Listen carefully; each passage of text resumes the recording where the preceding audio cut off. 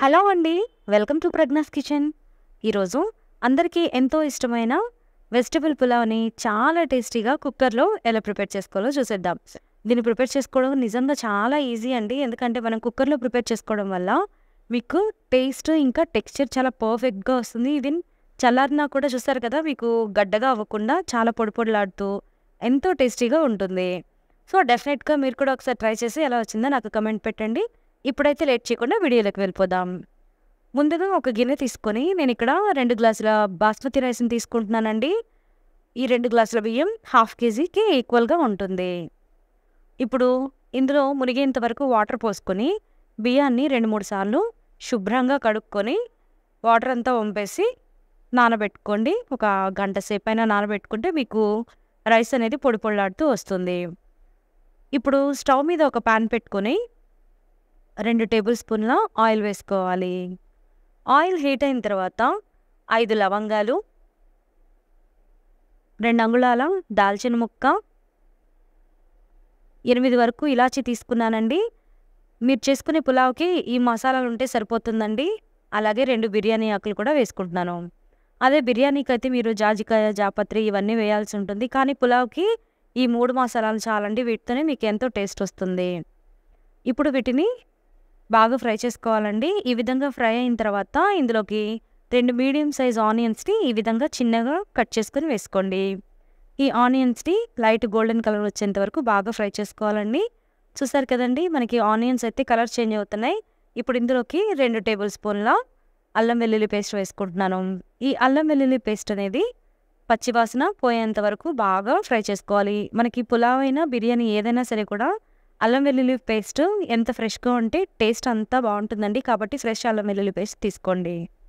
ఈ అరకిలో రైస్‌కి నేను ఒక పెద్ద సైజు బంగాళదుంప, 2 క్యారెట్లు, అలాగే 2 మీడియం సైజు టొమాటోలు, చిన్న కాలీఫ్లవర్ ముక్క, అలాగే ఒక 15 వరకు బీన్స్, 4 పచ్చిమిర్చి కూడా తీసుకున్నానండి. ఇప్పుడు వీటన్నిటిని కూడా ఈ ఉల్లిపాయల్లోకి వేసుకుందాము. అలాగే టమాటాలను కూడా వేసేసుకుందామండి.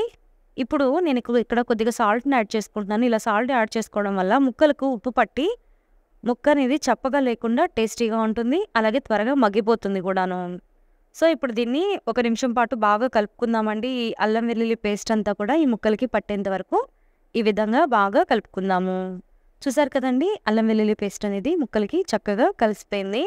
ఇప్పుడు కుక్కర్ మూతకి విజిల్ తీసేసి అలాగే వాషర్ కూడా తీసేసేయండి. తీసేసి ఒక 2, 3 నిమిషాల పాటు గనుక ఉంచారంటే చూసారు కదా, మనకి ముక్కలు ఈ విధంగా మగ్గిపోతాయి. ఇప్పుడు ఇందులోకి ఒక కప్పు పుదీనా, అలాగే హాఫ్ కప్పు కొత్తిమీరని కూడా వేసుకొని మరొకసారి బాగా కలుపుకోవాలి. మనకి పుదీనా క్వాంటిటీనే ఎక్కువ ఉండాలి. అంటే కొత్తిమీర అనేది పుదీనా క్వాంటిటీలో సగం ఉండాలి. ఇది కూడా బాగా కలిసిన తర్వాత 2 టేబుల్ స్పూన్ల ఫ్రెష్ పెరుగుని వేసుకోండి. ఇలా పెరుగు వేసుకోవడం వల్ల మీకు పులావ్‌కి మంచి ఫ్లేవర్ అనేది వస్తుంది. ఇప్పుడు దీన్ని కూడా ఒకసారి బాగా కలుపుకుందామండి. ఇదంతా కూడా చక్కగా కలిసిపోయింది కాబట్టి నేను ఇక్కడ 2 గ్లాసుల బియ్యానికి 3 గ్లాసుల వాటర్ వేసుకుంటున్నానండి. అంటే గ్లాస్‌కి గ్లాసున్నర వాటర్ తీసుకుంటున్నాను. మనం ఆల్రెడీ ముక్కల్లో ఉప్పు వేసుకున్నాం కాబట్టి ఒకసారి సాల్ట్ చెక్ చేసుకొని మళ్ళీ ఇప్పుడే యాడ్ చేసుకోండి. ఇప్పుడు ఈ వాటర్ బాగా మరిగేంత వరకు మరిగించుకోవాలి.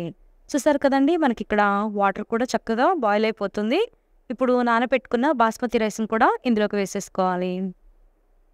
ఇప్పుడు గరిటెతో బాగా కలుపుకోవాలండి. మనకి రైస్ అనేది ఆల్మోస్ట్ ముప్పావు వంతు ఉడికేంత వరకు ఉడికించుకున్న తర్వాతనే కుక్కర్ మీద మూత పెట్టుకొని ఉడికించుకోవాలండి. లేదంటే మీకు పులావ్ అనేది బాగా మెత్తగా అయిపోతుంది.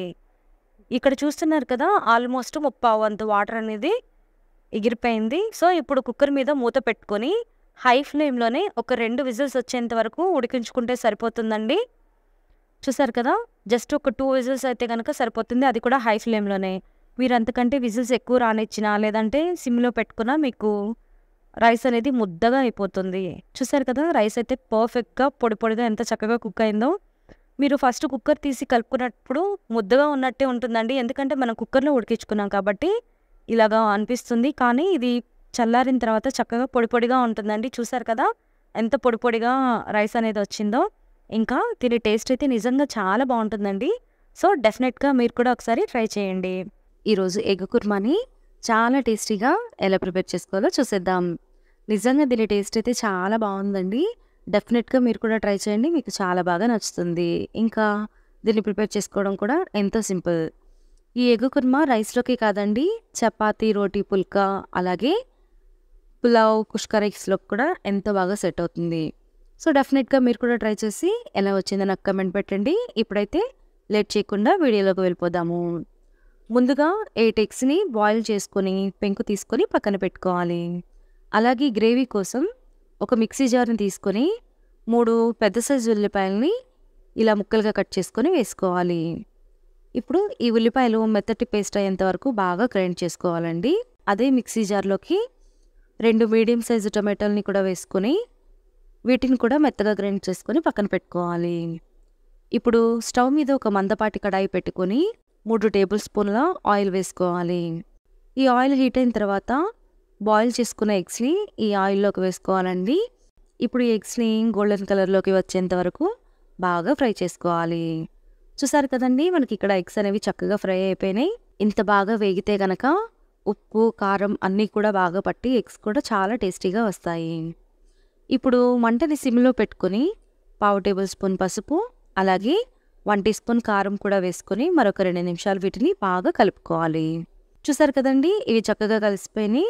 ఇప్పుడు వీటిని స్ట్రైనర్‌తో ఒక బౌల్‌లోకి తీసుకొని పక్కన పెట్టుకోవాలి. ఇప్పుడు అదే కడాయిలో ఒక రెమ్మ కరివేపాకు, అలాగే హాఫ్ టేబుల్ స్పూన్ ఫ్రెష్ అల్లం వెల్లుల్లి పేస్టు, అలాగే 2 గ్రీన్ చిల్లీస్‌ని ఈ విధంగా కట్ చేసుకొని వేసుకోవాలండి. ఇప్పుడు ఈ అల్లం వెల్లుల్లి పేస్టు పచ్చివాసన పోయేంత వరకు బాగా ఫ్రై చేసుకోవాలి. చూసారు కదండీ! ఇది చక్కగా ఫ్రై అయిపోయింది. ఇప్పుడు మనం గ్రైండ్ చేసి పెట్టుకున్న ఆనియన్ పేస్ట్‌ని కూడా ఈ ఆయిల్‌లోకి వేసుకొని మంటని మీడియం ఫ్లేమ్‌లో పెట్టుకొని పచ్చివాసన పోయేంత వరకు బాగా కలుపుకుంటూ ఉండాలి. ఈ ఆనియన్ పేస్ట్ ఫ్రై అవ్వడానికి కొద్దిగా టైం పడుతుందండి. ఎందుకంటే ఉల్లిపాయ అనేది మనకి ఎంత ఫ్రై చేసుకున్నా కూడా పచ్చివాసన వస్తూనే ఉంటుందండి. కాబట్టి ఇది ఫ్రై అయ్యి పచ్చివాసన పోవడానికి కొద్దిగా టైం పడుతుంది. చూసారు కదండీ! ఆయిల్ అంతా చక్కగా పైకి తేలుతుంది. ఇప్పుడు ఇందులోకి మిక్సీ పట్టుకున్న టొమాటో ప్యూరీని కూడా ఇందులోకి వేసుకోవాలి. దీన్ని మరొక 2-3 నిమిషాలు బాగా కలుపుకున్నారంటే టొమాటో కూడా చక్కగా మగ్గిపోతుంది. ఇప్పుడు ఇందులోకి 1 టీ స్పూన్ గరం మసాలా, అలాగే 1 టీ స్పూన్ ధనియా పౌడర్, ఫ్రై చేసి పెట్టుకున్న ఎగ్స్‌ని కూడా ఇందులోకి వేసుకొని మరొక 2 నిమిషాల పాటు బాగా కలుపుకోవాలండి. ఇలా కలుపుకోవడం వల్ల ఫ్లేవర్స్ అన్నీ కూడా ఎగ్‌కి బాగా పడతాయి. అలాగే ఇందులోకి హాఫ్ గ్లాస్ వాటర్ వేసుకున్నానండి. అలాగే రుచికి సరిపడినంత ఉప్పు కూడా వేసుకొని మరొకసారి బాగా కలుపుకొని దీని మీద లిడ్ పెట్టుకొని మరొక 5 నిమిషాలు మీడియం ఫ్లేమ్‌లో కుక్ చేసుకున్నారంటే గనక ఈ మసాలాలన్నీ కూడా ఎగ్‌కి పట్టి కర్రీ టేస్ట్ అయితే చాలా బాగుంటుందండి. చూస్తున్నారు కదా! ఆయిల్ అంతా కూడా చక్కగా పైకి వచ్చేసింది. అంటే మనకి కర్రీ అనేది రెడీ అయిపోయింది. ఇప్పుడు ఇందులోకి 1 టీ స్పూన్ కసూరి మేతి, అలాగే పావు కప్పు కొత్తిమీర. కుర్మా అంటే కంపల్సరీ పెరుగు ఉండాలండి. ఈ పెరుగు వేసుకోవడం వల్ల గ్రేవీకి మంచి టేస్ట్ వస్తుంది. కాబట్టి ఇందులోకి పావు కప్పు కమ్మని పెరుగును కూడా వేసుకొని మరొక్క 2 నిమిషాల పాటు కనుక బాగా కలుపుకున్నారంటే ఎంతో టేస్టీగా ఉండి ఎగ్ కుర్మా రెడీ అయిపోతుంది. నిజం చెప్తున్నానండి, దీని టేస్ట్ అయితే చాలా బాగుంది. సో, డెఫినెట్‌గా మీరు కూడా ట్రై చేసి ఎలా వచ్చిందో నాకు కామెంట్ పెట్టండి. మరి ఈ రెసిపీ కనుక మీకు నచ్చినట్లయితే ప్లీజ్ నా ఛానల్‌ని సబ్స్క్రైబ్ చేసుకొని పక్కనే ఉన్న బెల్ ఐకాన్ని క్లిక్ చేయండి. అలాగే ఒక్క లైక్ చేసి షేర్ చేయండి.